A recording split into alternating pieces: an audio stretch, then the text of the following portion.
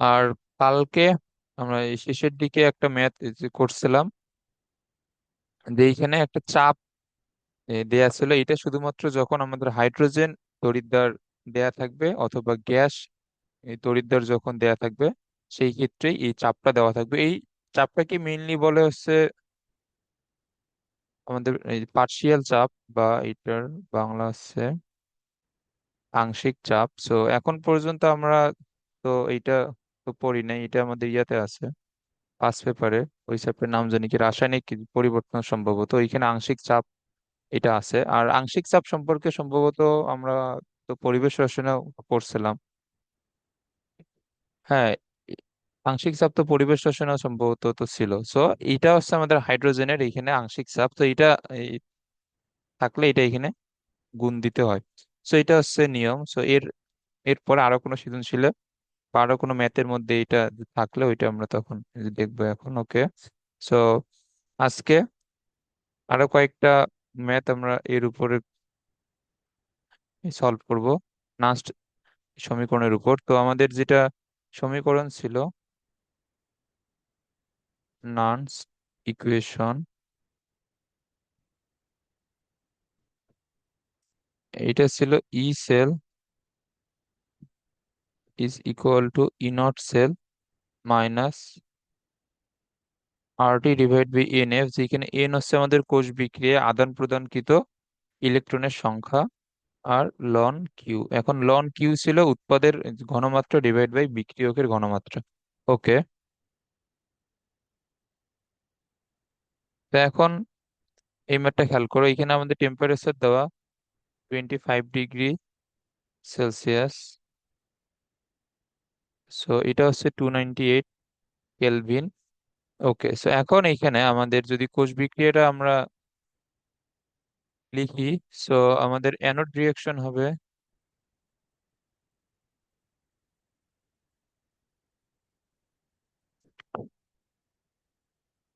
এইখানে chromium solid থেকে 3টা ইলেকট্রন চলে গিয়ে এটা হবে আমাদের ক্রোমিয়াম 3+ আয়ন। ওকে, আর এইখানে আমাদের ক্যাথোড রিয়াকশন,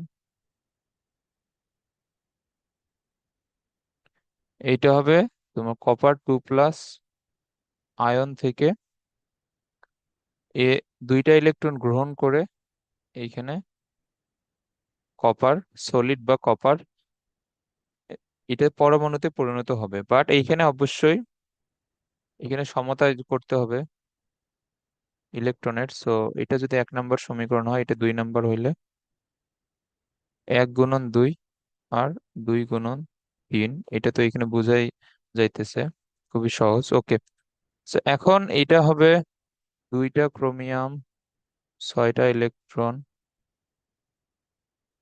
2টা ক্রোমিয়াম 3+, এইখানে হবে 3টা কপার 2+,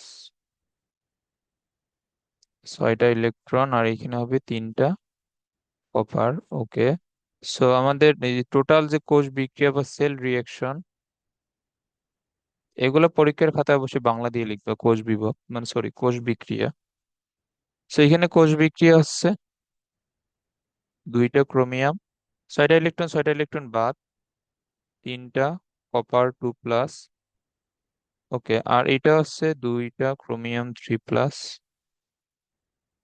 3টা কপার। ওকে, সো এখন এইখানে আদান প্রদানকৃত ইলেকট্রনের সংখ্যা হচ্ছে 6টা। সো এখানে এন এর মান হচ্ছে 6। ওকে, সো এখন আমাদের রিয়াকশন, আমাদের যেটা মূল যেটা সূত্র, এখানে আমাদের ই নট সেলের মান বা আমাদের প্রমাণ অবস্থায় কোষ বিভবটা দরকার হয়। সো এটা আমরা যদি আগে বের করে নেই, সো এখানে ই নট সেল হবে অ্যানোডের জারণ বিভব প্লাস ক্যাথোডের বিজারণ বিভব। ওকে, সো এখন এখানে প্রশ্নের মধ্যে এখানে খেয়াল করো, অবশ্যই এখানে ক্রোমিয়াম হচ্ছে অ্যানোড আর কপার হচ্ছে এখানে ক্যাথোড। তো আমাদের যেহেতু ক্রোমিয়াম অ্যানোড, সো এখানে ক্রোমিয়ামের জারণ বিভব দরকার। বাট এখানে আমাদের প্রশ্নের মধ্যে ক্রোমিয়ামের বিজারণ বিভব দেওয়া, তো আমরা যে জারণ বিভব লিখি ওইটা প্লাস হয়ে যাবে, এবং এইটা প্রশ্নের মধ্যে অবশ্যই লিখবা। এই যে আমরা যে এটা প্লাস লিখলাম এইখানে, এটা অবশ্যই এই প্রশ্নের মধ্যে লিখতে হবে। যে সরি, প্রশ্নের মধ্যে না তো মানে তোমার খাতার মধ্যে, যে এইখানে তোমার ক্রোমিয়াম 3 প্লাস থেকে ক্রোমিয়াম এইটা দেওয়া -0.74 ভোল্ট, সো এটা অবশ্যই বিজারণ বিভব। সো এই জারণ বিভব হবে ক্রোমিয়াম থেকে ক্রোমিয়াম 3 প্লাস, এবং বিজারণ থেকে জারণ লিখলে চিহ্ন অবশ্যই চেঞ্জ হয়ে যায়, এগুলো তো আমরা জানি। সো এটা হচ্ছে 0.74 ভোল্ট প্লাস। আর আমাদের এখানে কপারের দরকার বিজারণ বিভব, এবং এখানে প্রশ্নের মধ্যে কপার 2 প্লাস থেকে কপার অর্থাৎ বিজারণ বিভবই এখানে দেয়া, সো এটা হচ্ছে 0.34। সো 0.74 আর 0.34 মিলে কত হয়? 0.74 আর 0.34 মিলে এটা হচ্ছে 1.08 ভোল্ট। সো এটা হচ্ছে আমাদের প্রমাণ অবস্থায় কোষ বিভব। সো এখন আমাদের শুধু ই সেল হবে, E0 cell minus RT/NF ln. এখন কিউ এইখানে কি হবে? কিউ হচ্ছে উৎপাদ। সো এখন তুমি সেল রিয়েকশনটা এই যে এখানে খেয়াল করো, এইখানে উৎপাদ হচ্ছে আমাদের ক্রোমিয়াম 3 প্লাস। ওকে, এখন এর এর তো মোল সংখ্যা কত? 2, সো অবশ্যই 2 লিখতে হবে। এখন এইখানে আমরা শুধুমাত্র আয়ন গুলো লিখবো, এইখানে আমাদের উৎপাদের মধ্যে তো এই যে এইখানে তোমার কপার ধাতুটাও তো আছে, বাট এইখানে আমাদের ধাতু লিখতে হবে না, কারণ আমাদের ধাতুর ঘনমাত্রা নর্মালি 1 হয়। এটা মানে জেনে রাখবে, এখানে আমাদের যেগুলা আমাদের যেগুলা এমনিতে এই ধাতু আছে আয়ন ছাড়া, ওইগুলা ঘনমাত্রা 1 হয়, সো এই জন্য আমরা এটা লিখি না।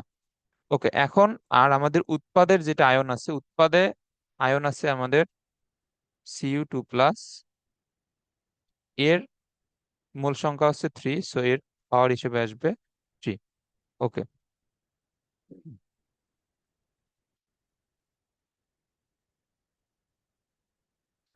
এখন এইখানে এই যে ধাতুগুলোর ঘনমাত্রা 1, আমরা যদি এগুলো লিখতেও চাই, এগুলো লিখে আলটিমেটলি লাভ হবে না, এটা আরো বেশি কনফিউজিং হয়ে যাবে। যেমন আমি যদি এখানে তোমার কপার লিখি, এর পাওয়ার হচ্ছে 3, বাট এখানে তোমার কপারের ঘনমাত্রা হচ্ছে 1, সো 1-এর পাওয়ার তোমার যাবে 3, ওইটা আলটিমেটলি 1ই হবে। তারপর আবার তুমি যদি নিচে যদি ক্রোমিয়াম লেখো, তাহলে তোমার ক্রোমিয়ামেরও পাওয়ার যাবে 2, এবং এর ঘনমাত্রা 1, সো ওইটা আলটিমেটলি 1 হবে। সো এই জন্য এগুলা লেখা হয় না, বাট এটা অবশ্যই এটা জেনে রাখতে হবে।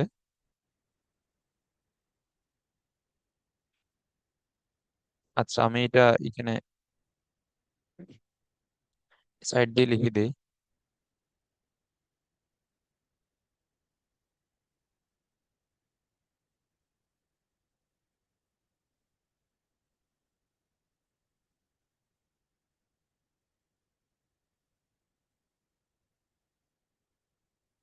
ওকে,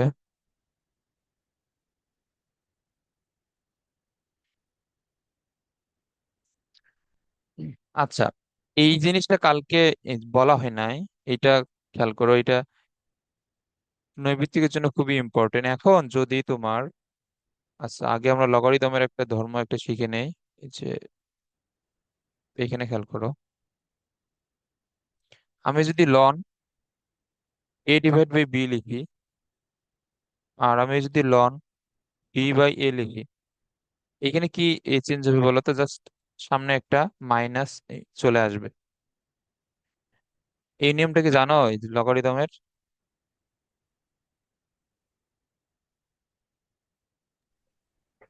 আচ্ছা, এটা না। এটা না জানলে এটা আমি একটু বুঝাই দিই, ধরো। কারণ এইসব এইসব ছোটখাটো জিনিস আমাদের জানতে হবে, এগুলা না জানলে তোমার এমসিকিউ এর যদি একটু যদি ঘুরাই দেয়, এগুলা অ্যান্সার করতে পারবে না। সো এগুলা ম্যাথের টুকটাক বেসিক জিনিস তো অবশ্যই জানতে হয়। যদিও আমাদের শর্ট সিলেবাসে লগারিদমের একটা চ্যাপ্টার হয়তো আছে আমাদের সিলেবাসে, নাকি নাই আমি আসলে জানি না, আমার মনে নেই। আহ, মানে লগ রিলেটেড যে চ্যাপ্টারটা হয়তো ছিল, ওইটা আমাদের শর্ট সিলেবাস থেকে নাই, নাই করে দিছে আর কি। সো এইগুলো বেসিক জানারও কথা না, 19-এ যতটুকু ছিল অতটুকু। এখন আমাদের লগারিদমের ক্ষেত্রে,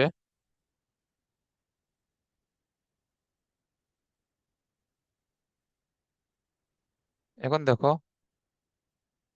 লন, আমি যদি এ ডিভাইড বাই বি লিখি, আচ্ছা এর আগে যেটা সবচেয়ে ইম্পর্টেন্ট, যেটা ধর্ম লগারিদমের, এখন আমি যদি এখানে লগ এক্স স্কোয়ার লিখি, লগ ই বেজ আর লন সেম জিনিস। মানে আমাদের লগারিদম তো নর্মালি লেখা হয় এইভাবে, লগ এ বেস বি। সো এখানে এটা হচ্ছে এখানে বেস বা ভিত্তি। সো এগুলা আমাদের না জানলেও চলবে, সমস্যা নাই। ওকে, এখন লগের বেস যদি ই থাকে বা এক্সপোনেনশিয়াল থাকে, আমরা সেটাকে লন, এটাকে লন বলা যায়। ওকে, এখন এইখানে যে ধর্মটা আমাদের জানতে হবে, যে এইখানে তোমার পাওয়ার যে টু আছে, এইটা সামনে গুণ আকারে লেখা যায়। এইটা হচ্ছে লগারিদমের অত্যন্ত ইম্পর্টেন্ট একটা ধর্ম। আবার ধরো যে আমি যদি এখানে লিখি ফাইভ লন ওয়াই, আমি এটাকে নেক্সট লাইনে ln y to the power five লিখতে পারবো। এটা লগারিদমের একটা ধর্ম, যে তোমার যদি সামনে একটা যে কোনো কিছু গুণ অবস্থায় থাকে, তুমি এটাকে তার পাওয়ার হিসেবে নিয়ে যেতে পারবা, আবার তোমার এই পাওয়ার থেকে সামনে গুণ অবস্থায় নিয়ে আসতে পারবা। এটা হচ্ছে লগারিদমের একটা ধর্ম। ওকে, এই ধর্ম এই ব্যবহার করে আমরা ln a divide by b থেকে minus ln b by a লিখতে পারবো। এটা কিভাবে? এটা হচ্ছে যে এখন এ বাই বি কে আমি কিভাবে লিখতে পারি। এখন আমি যদি one divide by B by A লিখি, এটা একটু খেয়াল করো, one divide by B by A মানেই তো এ বাই বি। এই জিনিসটা তো বুঝছো আশা করি।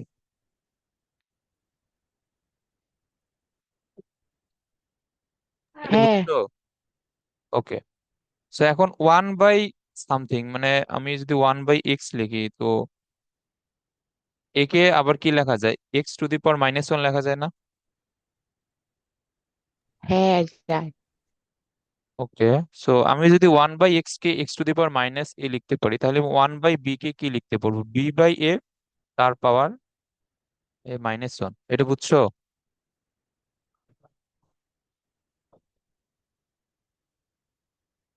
হ্যাঁ বুঝছি।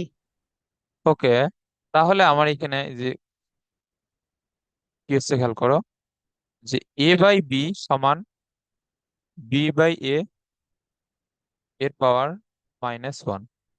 ওকে, সো এখন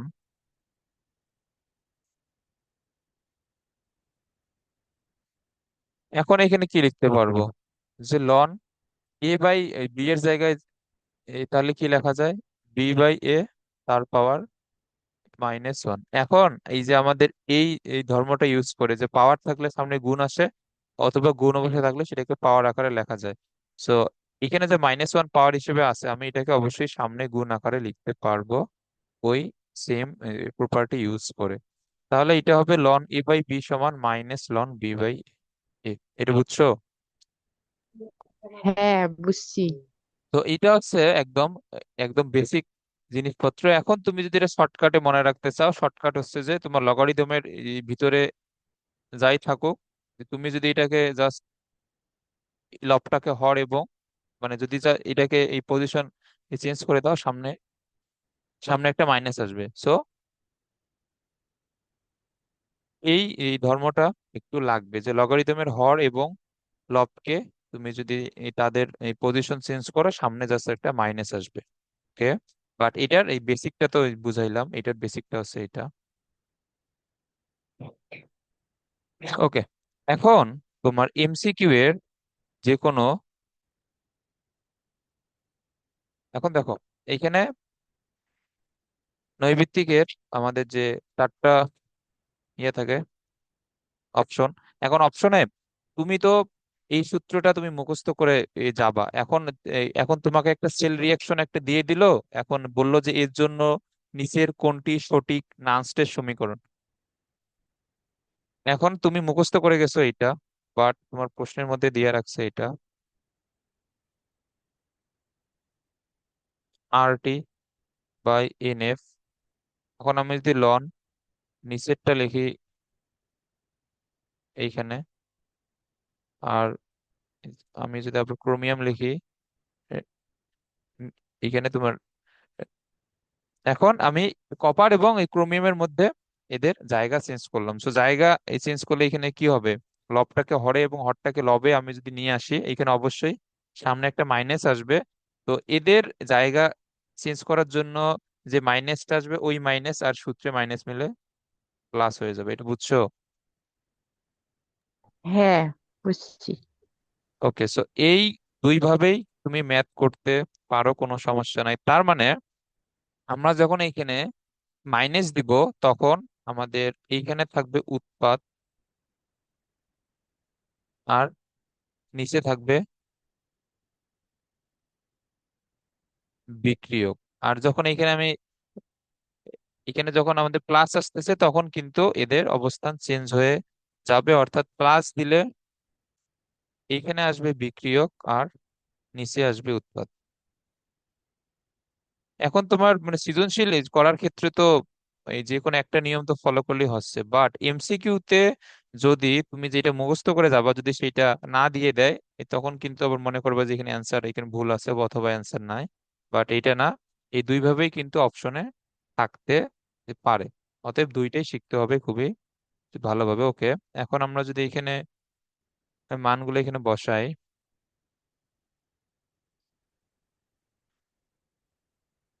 আচ্ছা, এটা এখান থেকে মুছে দিই, এটা তো দরকার নেই। ওকে, সো এখন এখানে খেয়াল করো 1.08। আচ্ছা, এখন আমি যে কোনো একটা এই সূত্র এখানে ইউজ করি। আমি এখানে প্লাসেরটা ইউজ করি, কোনো সমস্যা নাই। আর আর এর মান হচ্ছে 8.314, পি হচ্ছে 298, আর এখানে এন, এন কত এখানে? এন হচ্ছে 6, 96,500 লন। আচ্ছা, এখন আমাদের লাগবে এখানে কপারের ঘনমাত্রা। সো এইখানে প্রশ্নের মধ্যে কপারের ঘনমাত্রা দেয়া কত, 0.15, এর উপর কিউব। আর এখানে নিচে হচ্ছে আমাদের ক্রোমিয়ামের ওই ঘনমাত্রা। হ্যাঁ,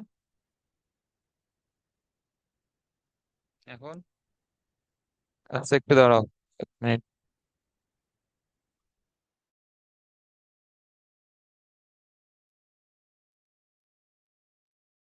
এখন খেয়াল করো, তো এইখানে আহ এর এর ঘনমাত্রা কত দেওয়া আছে? এর হচ্ছে 0.3। আমাদের ক্রোমিয়ামের ক্ষেত্রে দেওয়া হচ্ছে 0.3, এর উপর স্কোয়ার। সো একবারে এখানে যদি তুমি ক্যালকুলেশন করো, 1.08 প্লাস 8.314 ইন্টু 98,600 ইন্টু 96,500 লন উপরে,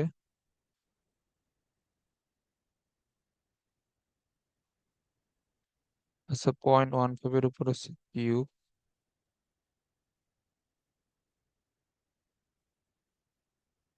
আর এইখানে নিচে আছে 0.3 উপর স্কোয়ার। ওকে, সো এটা ক্যালকুলেশন করলে যেটা অ্যান্সার আসে 1.06595।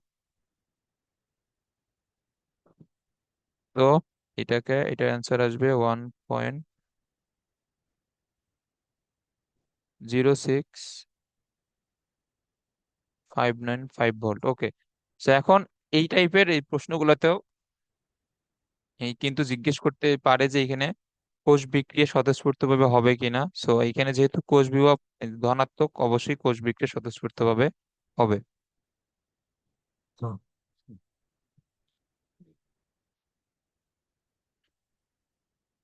ওকে,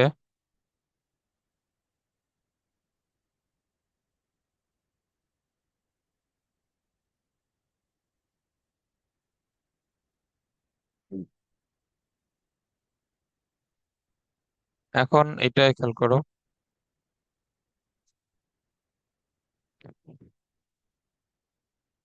ওকে, এখন আমরা যদি এখানে এই রিয়াকশন গুলা লিখি প্রথমে, তাহলে এখানে এখানে রিয়াকশন হবে জিঙ্ক থেকে দুইটা ইলেকট্রন এই চলে যাবে, জিঙ্ক 2+। তারপরে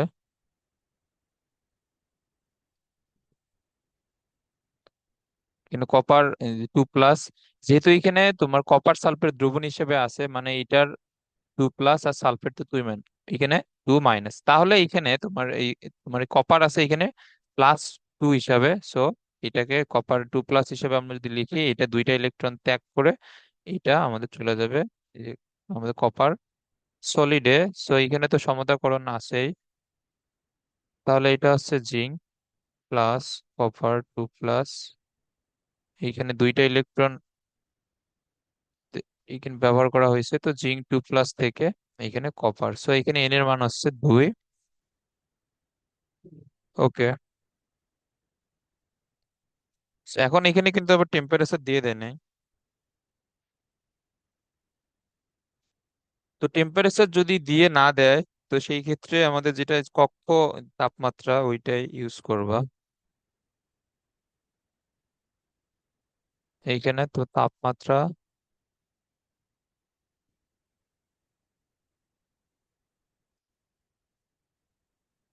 দেয়া না থাকলে এখানে রুম টেম্পারেচার ইউজ করতে হবে।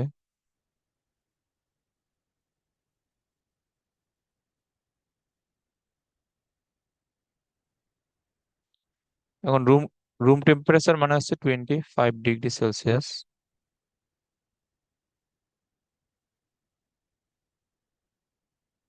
ওকে, আচ্ছা। তো এখন আমরা যেহেতু নট সেল লাগবে, তো এটাকে বের করে নিই। অ্যানোডের জারণ বিভব, আর এইখানে হচ্ছে ক্যাথোডের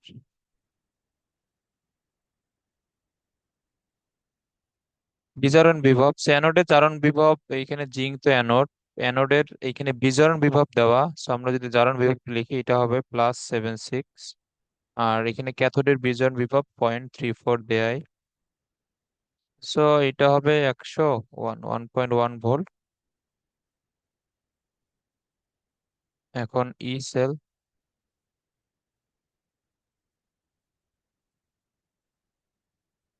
এইটা হবে নট সেল মাইনাস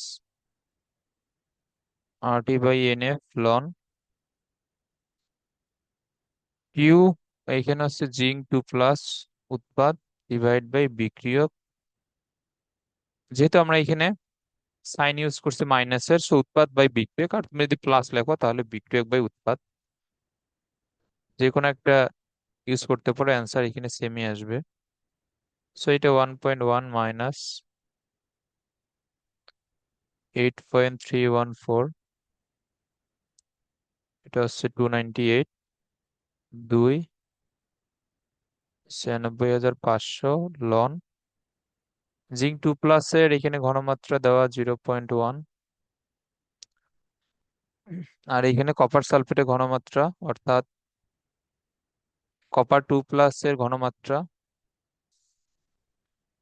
এটা হয়তো কত 0.05 দেওয়া। ওকে, সো এখন এটা যদি একবারে ক্যালকুলেশন করো, 8.314, 298, 2 × 96,500 লন 0.1 / 0.05। ওকে, সো এটা আসবে 1.0911 ভোল্ট। ওকে, এগুলো খুবই সহজ ম্যাথ এগুলা, এবং এখান থেকে সৃজনশীলতা একটা আসবেই মাস্ট। এখন আশা করি এগুলা পারবা এগুলা ম্যাথ। ওকে, দেন এইসব আমাদের হচ্ছে যে হাজারি স্যারের এই বইয়ের ম্যাথ। ওকে, কোষ বিভব এখানে গণনা করতে বলছে, এগুলো পারবা আশা করি। এই সবগুলো এগুলো খুবই সহজ, সেম ম্যাথ। এরপরে নিচের ডায়াগ্রামটি হতে কোষটির ইএমএফ বের করো।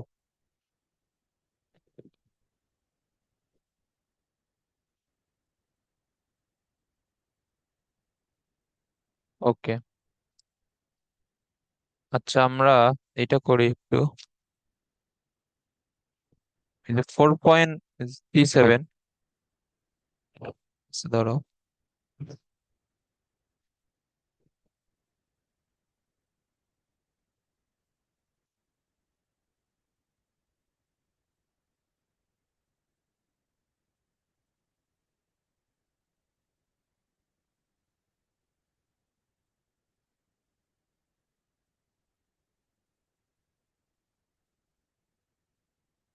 হাইড্রোজেন ফুয়েল সেল, তারপরে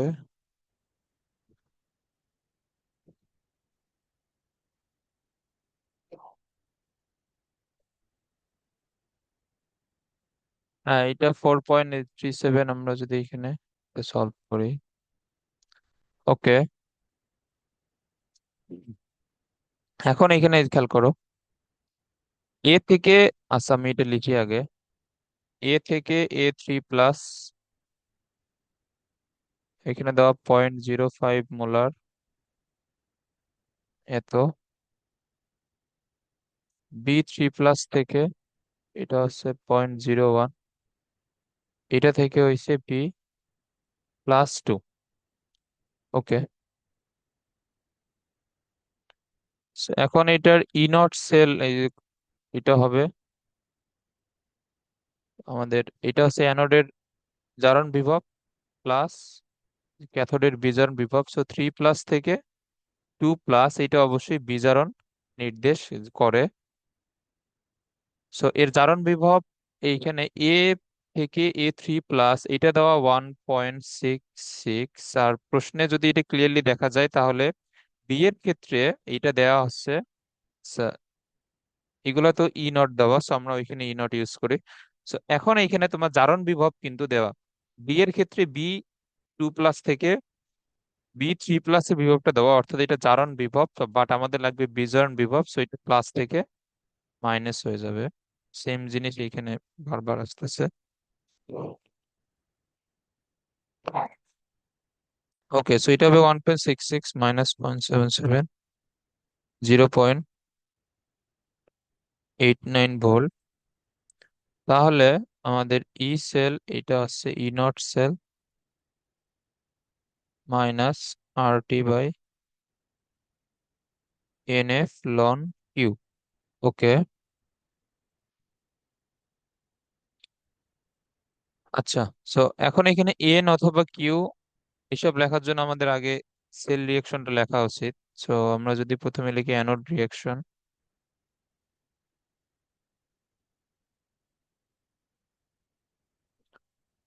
এটা হবে এ থেকে এই 3টা ইলেকট্রন এই চলে গিয়ে এটা হবে A3+। আর এখন এইখানে খেয়াল করে, এটা হচ্ছে B3+ থেকে B2+ হয়েছে। সো B3+ থেকে জাস্ট একটা ইলেকট্রন গ্রহণ করে B2+ হয়েছে। বাট আমাদের সমতাকরণের জন্য এখানে আমরা একবারই 3 দ্বারা গুণ করে দেই। সো এখানে 3, এইখানে 3, এইখানে 3। আচ্ছা, এখানে তোমার এই যে নিচেরটা আছে ক্যাথোড রিয়াকশন।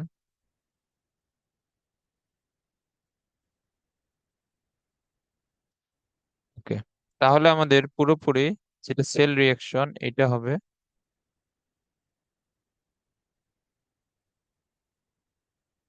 এখন দেখো, এখন এখানে পুরোপুরি এখানে সেল রিয়াকশন হবে এ থেকে 3,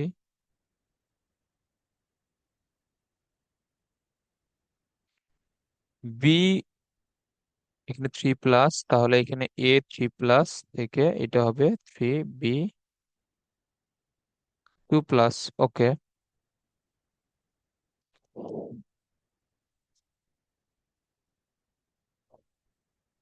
এখন দেখো, এখন আমাদের এইখানে একটু নিয়মের একটু ব্যতিক্রম হবে। বাট ওইটাকে ম্যাথে কোনো ইফেক্ট ফেলবে আলটিমেটলি, কারণ এইখানে তো ঘনমাত্রাই দেয়া নাই। সো এটা তো কোনো কাজ হবে না এই কেসে। ওকে, সো এটা কত 0.89। আচ্ছা, এখানে খেয়াল করো, এখানে আমাদের কি ব্যতিক্রম, 8.314। টি হচ্ছে টি কিছু বলা নাই, তার মানে 298। মানে 25 ডিগ্রি সেলসিয়াস আর কি। আর এইখানে হচ্ছে কত, 3 কিন্তু, এর মান হচ্ছে 3। আর 96,500। সো এখন আমরা লন যখন লিখবো তখন আমরা এখানে জানি যে যখন মাইনাস চিহ্নটি ইউজ করবো তখন বিক্রিয়ক, সরি, উৎপাদ ডিভাইড বাই বিক্রিয়ক। So এখন আমাদের উৎপাদের শুধুমাত্র আয়নটা লিখতে হয়। আগের আগের ম্যাথ গুলাতে এখানে এখানে খেয়াল করো, উৎপাদে একটা ছিল আয়ন আর একটা ছিল এখানে ধাতু। তারপর এর এই শুরুতে যে ম্যাথটা করলাম এইখানেও একটা আয়ন আর একটা ছিল ধাতু। বাট এই ম্যাথটাতে দুইটাই কিন্তু আয়ন আছে উৎপাদে, সো এখানে দুইটাই লিখতে হবে।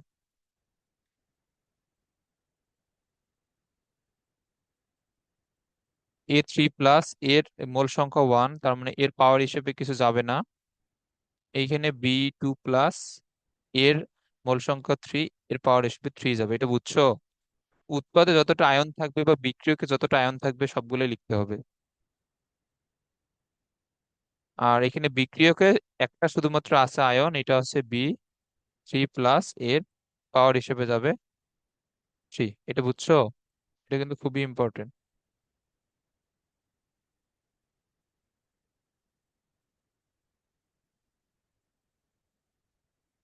ওকে, এখন এখানে 0.89। এখন এখানে আমাদের উৎপাদে দুইটা আয়ন লিখে আলটিমেটলি লাভ কি হয়েছে, আলটিমেটলি লাভ এখানে কিছু হয় নাই। এখন তোমার ম্যাথের মধ্যে যদি B2 প্লাস এর ঘনমাত্রা দেয়া থাকতো সেই ক্ষেত্রে তুমি ওই ঘনমাত্রাটা ইউজ এখানে করতা। বাট যেহেতু কোনো এখানে ঘনমাত্রা দেয়া নাই, সো ওইটা আলটিমেটলি ওয়ানই ধরতে হবে। যদি ঘনমাত্রা দেয়া থাকতো সেই ক্ষেত্রে এটা লিখতে হইতো। বাট যদি এইটা নৈবিত্তিকে আসে তো অবশ্যই এইখানে এই যতটা আয়ন থাকবে বিক্রিয়কে বা উৎপাদে প্রতিটাই লিখতে হবে। এখন যেহেতু ঘনমাত্রা দেয়া নাই অতএব আমরা লিখবো না, বাট এটা প্রশ্নের মধ্যে বা অ্যান্সারের মধ্যে লিখতে হবে। যেহেতু ঘনমাত্রা দেয়া নাই আমরা এটাকে ওয়ান এই ধরেই ম্যাথ করব। ওকে, এটা আশা করি বুঝছো। আর 8.314, 298, আর এটা আছে 3, এটা আছে 96,500। সো এইখানে আসে 8.558 ইন্টু 10⁻³ আর এটা হচ্ছে লন। আর A3 প্লাস, এর এর ঘনমাত্রা কত দেওয়া, 0.05, তাহলে এটা হবে 1 এর উপর কিউব। আর B3 প্লাস এর এটা ঘনমাত্রা 0.1, 0. এটা হচ্ছে 0.01, তার উপর কিউব। ওকে, তাহলে লন উপরে 0.05, নিচে আসছে 0.01 এর উপর কিউব। ওকে, 0.89 মাইনাস এটা দিলে কত আসে, 0.7974, 0.7974 ভোল্ট। হ্যাঁ, এটা আছে আমাদের অ্যান্সার। এটা বুঝছো?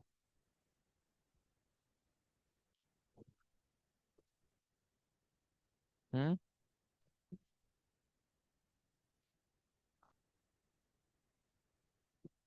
এ- এইটা অবশ্যই খেয়াল রাখবা। ওকে,